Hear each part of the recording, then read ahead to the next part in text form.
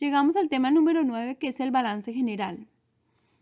Habíamos hablado de que los activos son de naturaleza débito y que los pasivos y el patrimonio o el capital son de naturaleza crédito. Miremos entonces qué tipo de activos existen. Hay activos corrientes y activos no corrientes. O en inglés, los assets son current o non-current. Assets, non-current o current. Por otro lado, la naturaleza crédito del pasivo se divide en pasivos a corto plazo o pasivos a largo plazo. Y en inglés, pasivo se dice liability o liabilities. Y entonces van a decir liabilities a short term o a long term. El capital o patrimonio se llama owner's equity o equity y está dividido en tres secciones: las acciones comunes o common stock, las acciones preferenciales o preferred stock y las utilidades acumuladas o retained earnings. Recordemos que balance general se dice balance sheet y activos assets. Dentro de los activos corrientes o current assets tenemos las cuentas de banco y las cuentas de inventario y en general cualquier cuenta que pueda ser convertida en dinero rápidamente. Pero existen también los activos no corrientes o los activos non-current assets y entre ellos tenemos los activos fijos o fixed assets, los activos intangibles o intangibles. Los fixed assets son los edificios o los terrenos y los intangibles son cosas que no puedes tocar, como por ejemplo el buen nombre de un negocio o una patente. Como son activos no corrientes o non-current assets, como propiedades, terrenos y equipos o intangibles, se habla entonces de que se puede comprar, se puede hacer un gasto de depreciación mensual y luego se pueden vender. En inglés sería purchase, we purchase an asset, depreciation o disposition. Propiedades y terrenos o properties and land. Veamos un ejemplo donde compramos un edificio por $250,000. Se compró el edificio porque nos dieron un avalúo oficial donde nos mostraron los comparables del área. También en ese documento nos muestran cuál es el costo del terreno. El terreno, como se considera que nunca se desgasta, no es depreciable, porque la depreciación es un gasto, es el cálculo del gasto del edificio en un periodo. Y para contabilizar la compra del edificio, movemos la cuenta del activo no corriente que se llama Properties and Buildings o Building por $180,000, porque el avalúo nos dijo que el terreno costaba $70,000. Entonces, a terrenos mandamos $70,000 y como aumentan lo estamos debitando. A edificios o building mandamos $180,000. Están aumentando, lo debitamos. Y la contrapartida es el banco por $250,000. Tenemos que separar los terrenos porque los terrenos no son depreciables y tenemos que calcular cuánto es depreciable. Ahora veamos un ejemplo con equipos o equipment. Cuando uno compra un equipo, el costo del equipo debe incluir todos los impuestos, las instalaciones necesarias para que funcione y los gastos de envío. Todo lo que sea ordinario y necesario para que el equipo esté en buen funcionamiento. Pero si hay reparaciones, esas se van directamente al gasto del periodo donde hizo la reparación.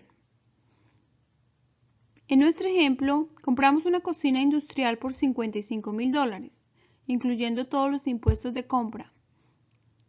Nos cobraron $12,000 por instalarla y el envío $1,500.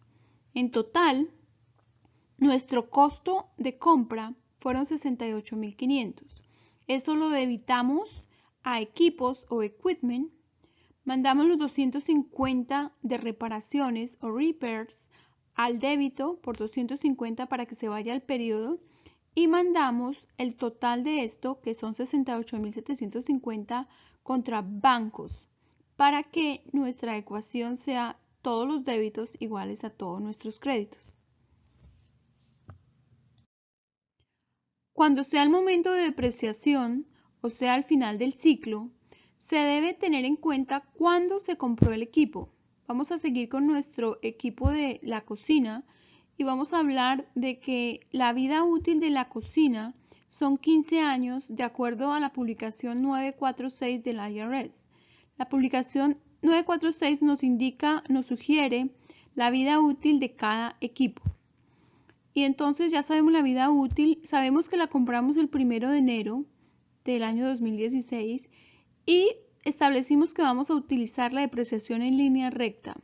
La depreciación en línea recta o el cálculo de la depreciación por línea recta es tan sencillo como calcular el costo total dividido en el número de años de vida útil. En este caso serían 68.500 dividido en 15. Y este sería el total del primer año por el uso de la cocina. El total es 4.566,66. ¿Qué estamos diciendo? Estamos diciendo que 4.566 dólares tenemos que guardar porque la cocina se está acabando, se está gastando. Entonces lo mandamos al gasto de depreciación por 4.566, como es un gasto, se va al débito, y lo mandamos contra una cuenta del balance general, que es una cuenta contra cuenta que se llama depreciación acumulada o accumulated depreciation por 4.566,66. Registremos la venta de un activo. En inglés es disposition. Supongamos que estamos hablando del mismo activo de la cocina, pero lo vamos a vender, nos salió un cliente para vender la cocina por 68.000 dólares. Ahora bien, en nuestros libros, la base del precio de la cocina es por lo que la compramos menos la depreciación, o sea, 68.500 menos 4.566. Esto nos da que la base son 63.933,34. La pregunta es, si la compramos a 68.500, ¿ganamos o perdimos? O en inglés, it is a gain or a loss. Si es a gain, se va al crédito, y si es a loss, se va al débito. En este caso, es a gain, ganamos. Entonces, cuando nos paguen los 68.000 dólares, vamos a meterlo a bancos en el débito, a disposition gain por 4.066 al crédito, y vamos a limpiar o a poner en cero nuestra cuenta de equipos por 63.933,34. Si fuera una pérdida, entonces la disposition loss sería una parte del débito. Siguiendo con los activos no corrientes, miremos los intangibles o intangibles.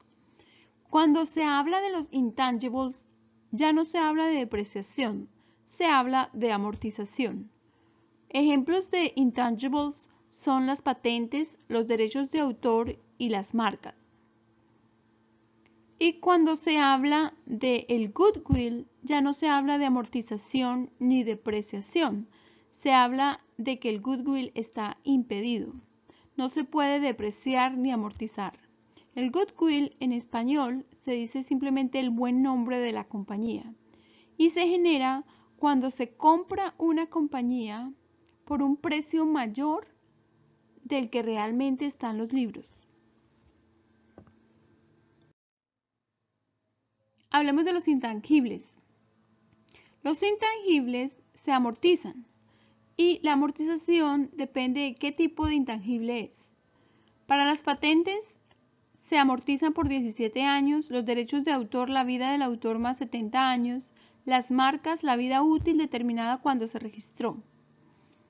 Para contabilizarla, se lleva el gasto de amortización al débito por el valor de la amortización de acuerdo a la vida útil.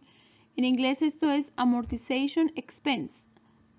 y se acredita contra una cuenta que se llama amortización acumulada o en inglés Accumulated Depreciation.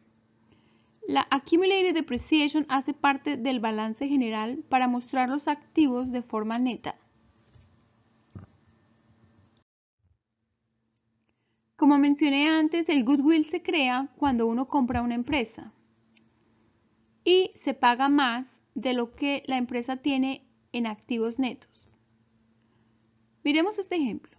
Compré una empresa y el precio de compra fueron $155,000. El valor neto de los activos comprados era solo $121,500. ¿Pagué más? Sí, claro que pagué más. La diferencia se llama goodwill. La diferencia en este caso eran $33,500. ¿Por qué se paga más por una empresa? Normalmente se hace por la lista de los clientes, la reputación de la empresa o por una estrategia empresarial. En este caso, vamos a registrar los activos netos que tiene la empresa uno a uno para que nos dé el total de los $121,500. Después, contabilizamos el goodwill como un débito porque está aumentando y es un activo por $33,500 contra la partida de bancos que fue el total que pagamos por $155,500. Vamos a repasar lo que hemos aprendido hasta el momento con respecto al balance general o balance sheet. Los activos son de naturaleza débito, los pasivos son de naturaleza crédito. Tenemos los activos corrientes y los no corrientes o current and non-current. Y tenemos los pasivos a corto y a largo plazo o liabilities a short term and long term. Los pasivos a corto plazo son los pasivos que tenemos que pagar a menos de un año. Aquí tenemos las cuentas por pagar, los impuestos por pagar, la nómina acumulada por pagar, los ingresos no ganados hasta el momento. En inglés esto es accounts payables, income tax payable, accrual payroll y unearned revenue. Un ejemplo de ingresos no ganados es las gift cards o los certificados de regalo. A largo plazo tenemos todas las cuentas que tenemos que pagar y nos dieron plazo de más de un año. Esto es préstamos por pagar, notas por pagar y bonos por pagar. Cuando se dice por pagar, la palabra clave es payable. Entonces sería loan payable, notes payable o bonds payable.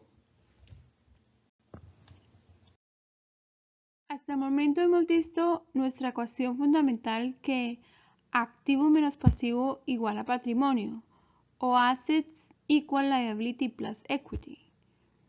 Pero no hemos visto detalles sobre equity. Vamos a hablar en la siguiente pantalla de equity o capital o patrimonio. Cuando se habla del patrimonio en una corporación, se habla de acciones comunes, acciones preferenciales y de la utilidad acumulada. Una acción común nos da derecho a votar y a recibir dividendos.